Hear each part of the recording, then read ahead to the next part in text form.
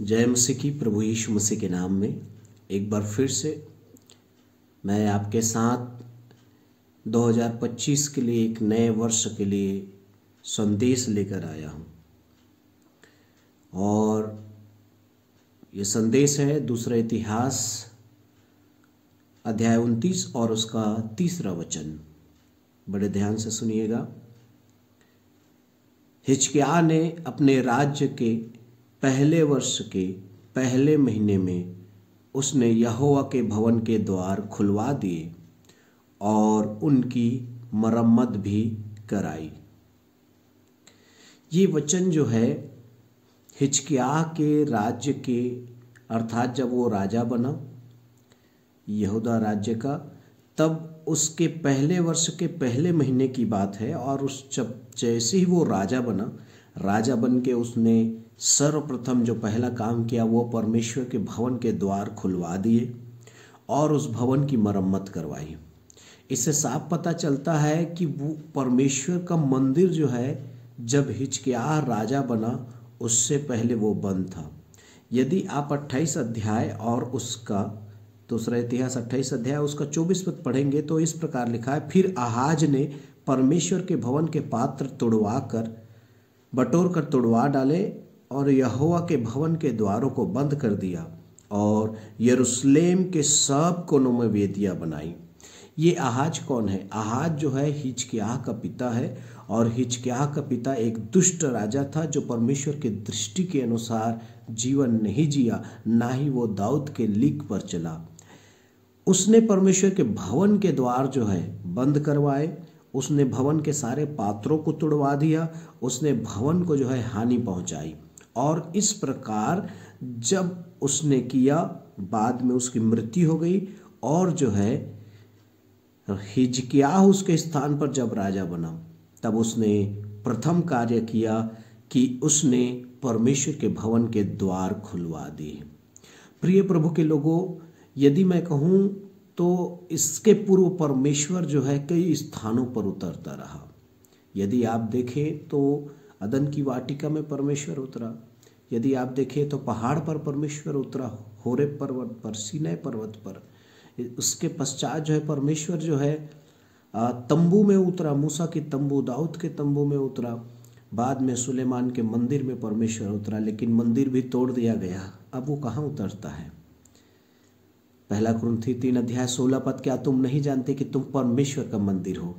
आप और मैं परमेश्वर के मंदिर हैं, आप और मैं परमेश्वर के भवन हैं। और कई बार प्रियो शैतान रूपी आहाज हमारे जीवन में कई चीज़ों को, हमारे द्वारों को बंद कर देता है। जैसे हमारी प्रार्थना के द्वार बंद कर देता है, हमारी स्तुति के द्वार बंद हो जाता है। कई बार हमारे उपवास कम हो जाता है। लेकिन प्रिय प्रभु के लोगों, इस 2025 में आप जो है अपने द्वारों को खोलें और परमेश्वर के नाम की महिमा करें। दूसरा काम, उसने मरम्मत कराई। क्या मरम्मत करवाई? भवन की 4 मरम्मत उसने करवाई। पहला मरम्मत जो है उसने दीवारों की करवाई, क्योंकि भवन को उसने क्षति पहुंचाई है, उसके दीवारों को उसने तोड़ा है, उसके दीवारों को उसने कुरेदा है।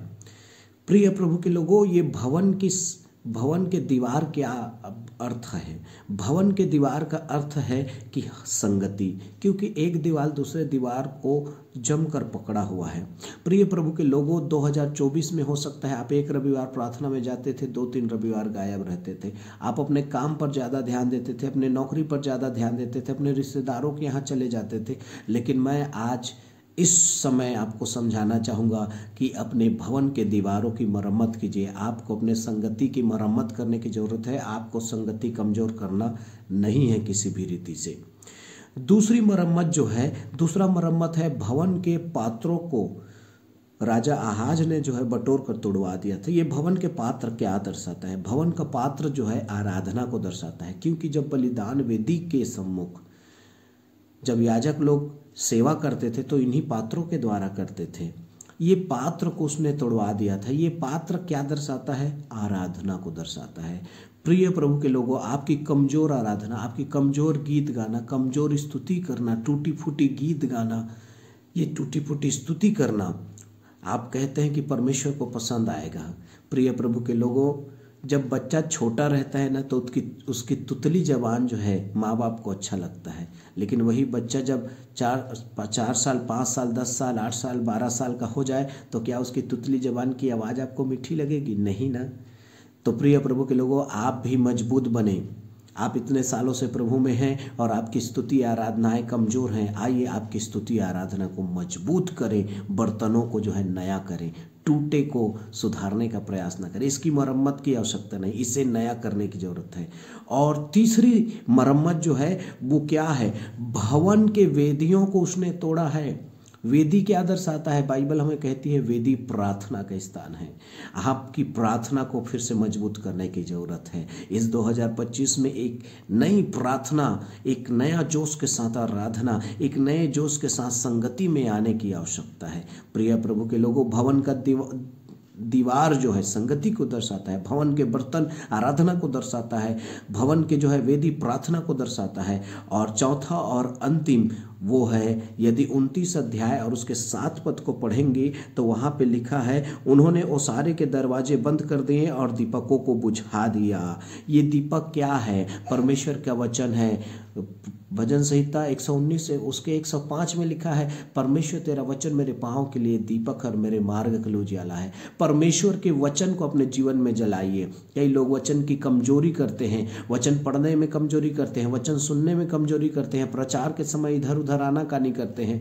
आपको अपने वचन पढ़ने और सुनने की क्षमता और उससे मनन करने की क्षमता अपने जीवन में मानने की आज्ञाकारिता के रूप में, ये बहुत ही जरूरी है। मैं विश्वास करता हूँ ये 4 मरम्मत अवश्य करेंगे। आप अपने दिल का दरवाज़ा खोलेंगे और आप अपने जीवन में 4 मरम्मत करेंगे। आपकी जो है संगति, आपकी आराधना, आपकी प्रार्थना और आपका वचन। परमेश्वर आपको इस 2025 के इस नए वर्ष में बहुत ऐसा आशीष दे। Happy new year. God bless you. जय मसीह की।